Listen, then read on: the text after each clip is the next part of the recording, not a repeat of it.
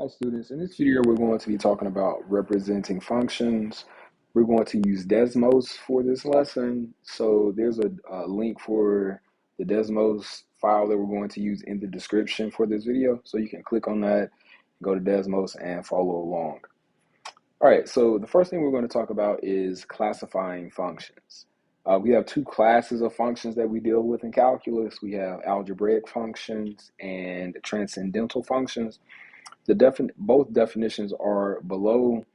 Algebraic functions are the polynomials, the rational functions, and any functions that we can combine using the four basic arithmetic operations or taking roots. So an example of a polynomial, and we can define it actually. So we know a polynomial is a function. We'll write a definition first. So a polynomial is a function with integer coefficients. So it's a function with integer coefficients and non-negative exponents for the variable. We'll say for variable terms.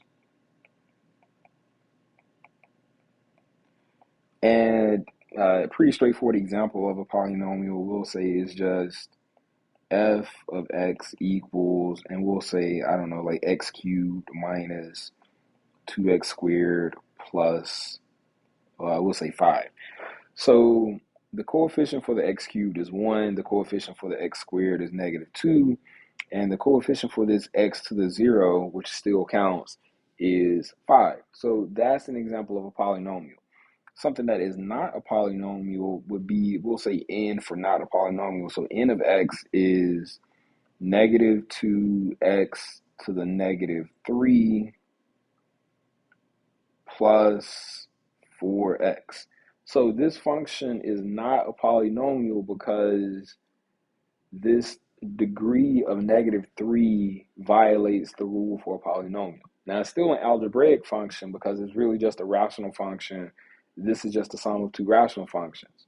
And so then of course rational functions are just the ratios of either polynomials or terms with radicals.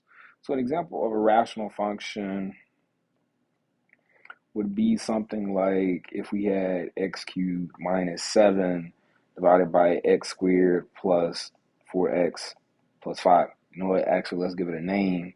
We'll call it g of x. And so this is an example of a rational function.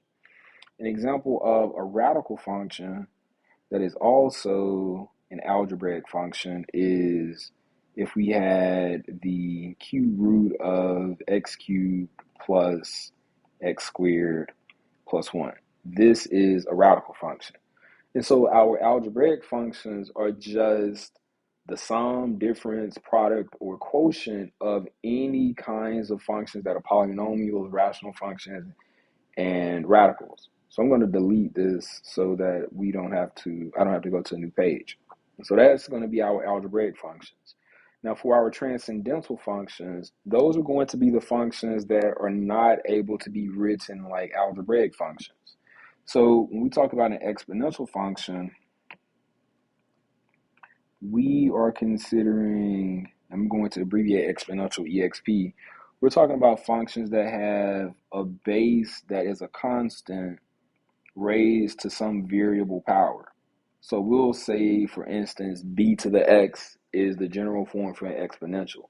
So we could have a function like, I don't know, g of x equals 2 to the x. That's an exponential function. If we had h of x equals e to the x squared plus x minus 1, that's an exponential function.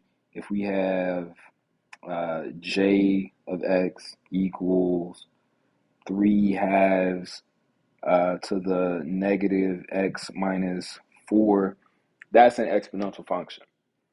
It can't be written as the sum or difference of a bunch of polynomials or rational functions, and so they're called transcendental functions. There's a deeper definition in higher levels of math, but we won't get into that. And so then we have the inverse of the exponential function, the logarithm. And so for log functions, we have a log, and we're going to say we have a base, we have an input that's going to equal, we'll say like f of x, for instance. So if we have f of x equals log base 3, I don't know, 3x squared plus 1. This is an example of a logarithmic function. We'll talk more about logs in the lesson that we have on exponentials and logs. We also have the natural logarithm, so we could have, I don't know, g of x equals the ln, which has a base of e, the ln of e to the x plus 1. This is an example of a logarithmic function. It's still a transcendental function. And then, of course, we have the trigonometric functions where we can use sine, cosine, tangent, secant, cosecant, or cotangent. So we'll just go with f of x equals sine squared x plus cosine 2x. This is an example of a trigonometric function. We're not going to do much with this in this lesson, but we're just talking about how we can classify our functions. All right, so next, when we talk about analyzing the graph of a function, we're going to do this a lot in calculus. There's a lot of information that we can use algebra and calculus to get from a function. So the things that we should already know are how to find the x-intercept, y-intercept, the domain and range for a function, and identify output values based on the input, or given a graph, identify input values that yield a specific output. So for this example, we have to find the x-intercepts for this function. So we know x-intercepts are points where the graph, where we'll say graph touches or crosses the x-axis. And a similar definition exists for the y-intercept. So how, like, just on your own, think about how many x-intercepts we see in this graph. So we see that we have one x-intercept here and another x-intercept here. So since we don't have anything way to like actually fine tune this, we clearly see that one x-intercept is at the point 2, 0, and the other one is at -1 to -3. So let's say that's -3.250. Doesn't have to be perfect. The y-intercept is the place where our graph crosses or touches the y-axis, and that's going to be right here where I have this red dot. So that's going to give us roughly -2.25. So that y-intercept is x is 0 and the y is -2.25. And so we should know from algebra or pre-calculus or algebra 2 that the domain for our function is the set of all possible input values. Now it seems as if our graph has a definite stop and start point, so our domain is going to be all of those values. So here it seems like our domain starts at -1, 2, 3, 4. So at -5, so we're going to say our domain is from -5 inclusive, because we do actually have the function defined here, up to +3. And again, we're going from left to right. So from left to right, our domain is from -5 to +3 inclusive. So we'll talk about set theory in class. We don't want to get into that in this video. The range for our function is the lowest y value to the highest y value, or the lowest output value to the highest output value. So if we're looking at our graph, we see that the low point is -3 and the highest value is +4. So if we look vertically, this is what we consider to be our range. And there are no values we need to exclude because of like breaks in the graph. So our range is also inclusive, and that's going to be -3 to +4. And then we want to find all of the values for which f of x is equal to -2. So this is something that we're going to do a lot when we get into calculus. We're going to examine broad ranges of a graph. So an easy way to do this is I would just draw a vertical line, not vertical, I'm sorry, horizontal line at y equals -2. So in the places where the function intersects that graph is going to be right here and another point right here. So one of those places is at when x is 1, we get -2. And another place where we get -2, it seems like we'll call it -2.5. So then when x is -2.5, we get an output of -2 as well. So another way we could have answered this is x equals 1 and x equals -2.5. And the last thing that we have to answer is what is f of -2? It's important not to actually confuse these two things, even though they are very straightforward. Sometimes we get some confusion. Asking where f of x is -2 is saying where on the vertical axis do we have -2. And asking what is f of -2 is asking when x is -2, what is the output value? So when x is -2, we trace along our graph, we end up at the value -3. So f of -2 is equal to -3. And so right now, using calculus, that's all the information that using algebra, that's all the information that we can get from this graph. So take a moment, see if you can come up with similar answers for this independent practice. You can pause the video and come back and we'll talk about the answers. All right, so for our x-intercept, let's choose a different color. Let's go with green will work. So for our x-intercepts, we only have 1, and we'll say that happens at 4. So our x-intercept is, the x-coordinate is 4, the y-coordinate is 0. For our y-intercept, we have, let's call it -0.9. That's close enough. We'll say the x-coordinate needs to be 0, and the y-coordinate needs to be -0.9. All right, one good habit we want to form is when we're writing points, we include the x and the y-coordinate. So it is inappropriate to say the y-intercept is -0.9, or that the x-intercept is 4, because both those intercepts refer to a whole point that has an x and a y-coordinate. So our domain, it seems as if we start at -1, 2, 3, 4, 5. So again, we start at -5 inclusive. And the arrow is going to indicate that our graph, this arrow here is going to indicate that our graph continues to go right and the graph continues to go up. So in terms of our domain, we are going from left to right. So our domain is from -5 to infinity. And then our range is this low value of -3. And it seems like that's going to continue to go up. And no matter how slowly this goes up, it's still going to continue to go up indefinitely. So that's also going to tend towards infinity.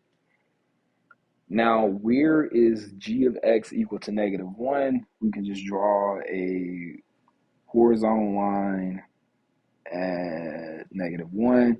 It seems like that happens at -1. So x equals -1 is the answer to that. G of -5 is what is the output when x is -5, and that's going to take us to -3. So we'll put that equals -3. And g of -10 is -6, -7, -8, -9, -10. It's way over there. And we don't have, the graph is not drawn here, so we're going to say g of -10 does not exist. Cool. All right, so moving ahead to piecewise functions, something else that we'll talk about a lot in calculus. All right, so a piecewise function, the way we think about it is a graph whose domain is represented by two different functions. Like it's the domains of two separate functions, at least two. So in this example, we have this piecewise function f of x, that's x plus 1 if x is less than 1, is 3 if x equals 1, and it's x plus 3 if x is greater than 1. So our domain here for this function is, we're going to write it slightly differently. So our domain tells us that, now if we look at this, and we'll put some arrows to indicate that we could have kept going left or kept going right. So our domain is negative infinity, and we go all the way up to 1, but don't include 1. So negative infinity to 1, union, we want to put in this singleton value of 1, because we can't go, like the graph skips at 1, so we have to take out the fact that we have to stop at 1, jump, and then we're going to have another union from, why did I put a brace around this? And we're going to have another union from 1 to infinity. And so this is the proper way to break up this, the domain for this piecewise function. So we have 3 separate functions, so we should reasonably have 3 domains that we join together. And our range for this function, so we can clearly see that the graph starts at negative infinity. It goes up to, but does not include 2. We completely skip everything between 2 and 3. So then we have union. It takes on the single value of 3, and then we jump to 5 and move up to infinity. So if we look at this graph, one thing that we can easily see that is there is no value for which f of x is equal to, we'll say, 2.5. So if we ask the value for like f of blank equals 2.5, this answer is that value does not exist, because there's no value here where we actually hit 2.5. Okay. All right, so independent practice. This will give you a chance to see if you can draw the graph of a piecewise function. Feel free to use Desmos if you want to. See if you can figure out how to actually put conditions on the variable. We're just going to draw this by hand. All right, so we have 3 pieces of a graph. The first piece is a line. The second part is an absolute value graph. We know the general form of an absolute value graph is a V. And the other part is a line, and that it is a horizontal line. All right, so we're going from negative infinity to negative 3. So to draw a line, we need 2 points. I would say choose negative 4, and then we'll use negative 3. So when x is negative 4, we're going to get 9. So when x is negative 4, let's write this down so we don't forget. F of negative 4 is equal to negative 4 plus 5, which equals 9. So when x is negative 4, we're going to get 9. And when x is negative 3, clearly we're going to get 8. But look here, and since that inequality does not include an equal bar, we're going to put an open circle at 8. Then we're just going to continue our line this direction. It should have a slope of -1. I didn't draw it well. It's not, that doesn't really matter. All right, so let's choose a different color for the middle part. We'll say this is in blue. So the absolute value of x, so we'll need a couple of points. So we know that 0, 0 is on that graph. And then we'll choose the 2 endpoints. So when x is negative 3, we're going to have the absolute value of negative 3. We'll say f of negative 3 is equal to the absolute value of negative 3, which equals 3. So when x is negative 3, we get positive 3. We'll fill that in.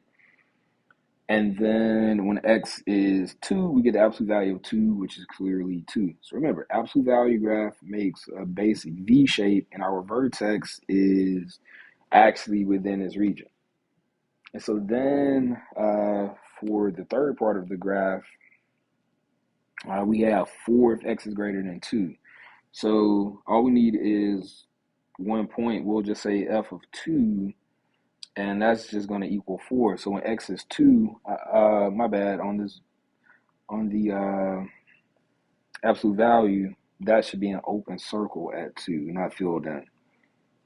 So let's go back. And so now for f of 2, where f of x is actually defined, we get 4, fill in an open circle, and draw that graph all the way out to infinity. So now looking at this graph, we can say that our domain is the domains of these pieces put together. So the domain for the first part is negative infinity to -3. Then we have union 2 to infinity. The function is actually defined there, so we want to put an open bracket, a close, a square bracket.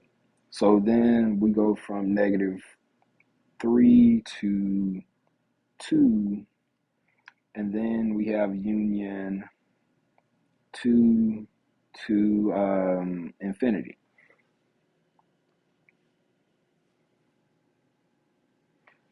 Now, again, the reason we break this up, in my opinion, is we have this gap here. So we'll talk about like continuous functions and whatnot, but we're going to break it up this way.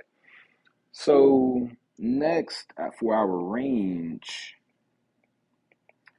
if we look at our range, we go from 0, so 2's included here. So we can include that. So our range is from 0 to 3. Union, we'll put in the single value of 4. And then union, it seems like we go from 8 up to infinity. The 8 is not included. So from 8 to infinity. And so right now, that's all the information that we can get from a piecewise function. We could do the x and y intercept. Both are the point 0, 0, but that is all. All right, so the last thing is we are going to need Desmos for this part. So again, click that link that's in the description for this video, and it should open up Desmos. We're going to talk about the basic transformations of graphs. And this is something that you've done in algebra 2, probably pre-calculus. So we're just going to talk about the 4 basic transformations. I'm going to switch over to Desmos for just a moment. You be thinking about an answer to this first question, the first statement. Describe the graph of the transformation f of x plus a relative to f of x. And we're going to open up Desmos, and you should see this function that's f of x equals x squared minus 3x minus 4. If not, you can type it in. And the first thing that we're going to do is consider what happens when we shift the input. And I already have an animation set. I actually don't think I need these the B, C, and D values. So we're just going to click play on the animation and see what happens. So we'll put that vertex on, and we're going to shift it. So when we turn on our animation, notice the value of A. When A is negative, which direction does the graph move? And when A is positive, which direction does the graph move? And you think about an answer to this question. So we have to describe the transformation of f of x plus a relative to f of x. I would say when a is greater than 0, the graph of f of x plus a shifts to so when a is positive, the graph is actually going to shift to the left. And so then we can we'll copy this first part. So when the graph we'll write this part, when a is less than 0, so when a is negative, and if we go back again, we'll make a negative value. So when a is negative, the graph seemingly moves to the right. And so that's what we want to put. So when a is less than 0, the graph of f of x, where did I close that out? The graph of f of x, no, why is the eraser not working? So the graph of f of x plus a uh, shifts to the right. I think I left out the here. We'll just put that in. Cool. And similar, you play around with the other three and see if you can come up with an answer. We don't want to like stretch out the video, making it that tedious. So when we turn on this transformation f of x plus a, and we shift, so we can see that when a is positive, the graph is going to move up, and when a is negative, the graph is going to move down. You don't have to write a full sentence here. We can just say something like a greater than 0. It implies graph goes up or moves up. And when a is less than 0, the graph goes down.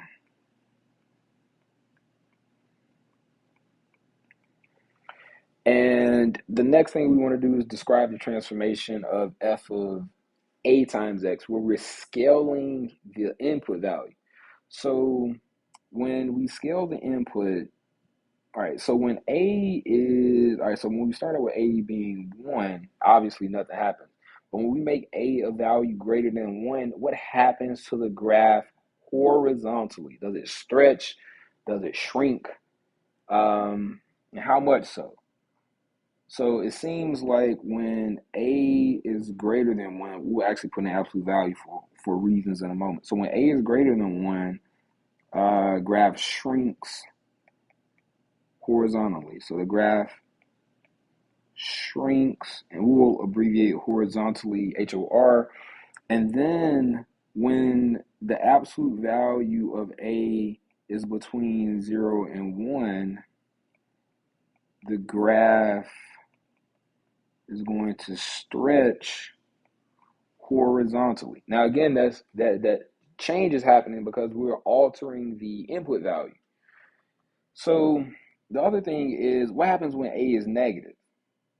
So when a is negative, the graph flips. Like, notice where the vertex is, the graph flips. It flips over the y-axis. And so the other thing that we'll write is, if a is less than 0, it's going to mean the graph flips over the y-axis.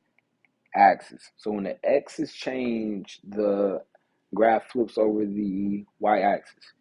And then lastly, something similar to the input being scaled is when the output is scaled. So when we scale the output, what happens to the graph vertically? Now again, it seems like when a is large, the graph is scaled by that amount. And when a is between 0 and 1, let's see if we can change this. We'll make it continuous. All right, so now when a is some value between, oh, it didn't change. Let's do, oh, 0.01. I will say 0.001. So we got some real fine tuning here. They still won't do it. 10, we'll make it negative 10. Yeah. Right, so now, do we still have that control? Nah. So anyway, so when a is greater than 1, the graph stretches vertically. And when a is between 0 and 1, the graph is going to flatten vertically. So a being greater than 0 means the graph stretches vertically. A being less than 1 but greater than 0 means the graph flattens vertically. And when a is less than 0, the graph is going to flip over the y-axis.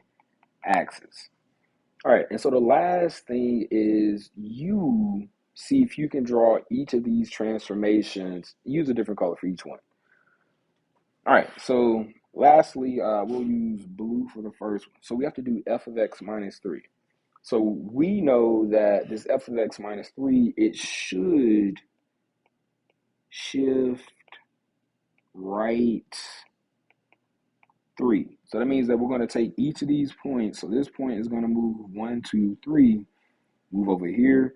This point is going to move 1, 2, 3, move over here. This point is going to move 1, 2, 3, move right here. This point is going to move 1, 2, 3, and move right there.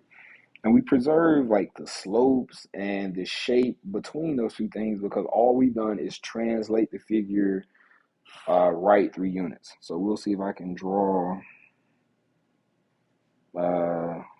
this thing well enough. All right, I did it. All right, so that's the shift of the graph right. And then if we, I don't know, use green, then we're going to shift the graph up 2 units. So that's going to move up to, this is going to move up to, this is going to move up to, and that moves up to. So that's pretty straightforward. Got that one, got that one, got, oof. Look at technology. And so then that graph shifts up 2. I'm going to erase this. You can pause it if you need to, so I don't clutter up my graph. And so the next one is actually going to take a little bit of work. So we're going to do half of all of the output values and still kind of connect them as needed.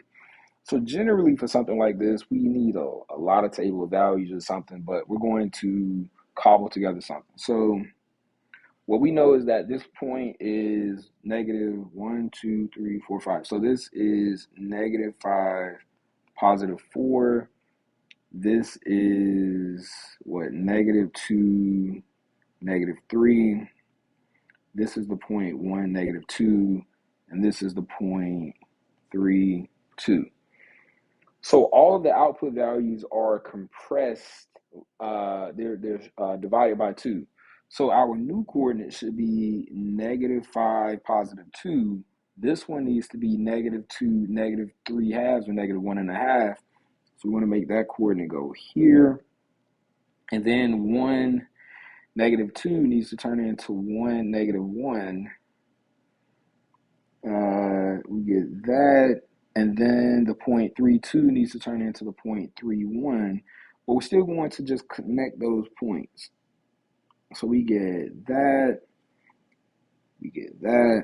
and we get that. So we get a graph that's been flattened by a factor of 2. Cool. And last is this f of 2x, where we change the input. So now this is going to be different because everything has to shrink horizontally. So all right, so this input value is 2. We'll use blue instead. So that input value is 2, the output is 0. So we need a new x value that when we multiply it by 2, we still get 2. So that's going to mean that we want to move this x over 1. So we want to divide all of our x's by 2 instead. So instead of being at negative 5, we want to be at negative 2.5, and we're still going to get 4. So that means that we move our x. So instead of being at negative 5, 4, we want to move that point to negative 2.5, 4. And instead of being at negative 2, negative 3, we're going to move to negative 1, negative 3. So negative 1, negative 3 is going to be here. And we'll take that out like that. And what's the other point that we missed? Oh, we missed the this point. So that's 1, negative 2. That needs to be 1/2 negative 2. So we'll put that right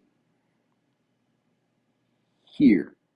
So the graph looks like that. I didn't draw it well, but it's, again, horizontally compressed by a factor of 2.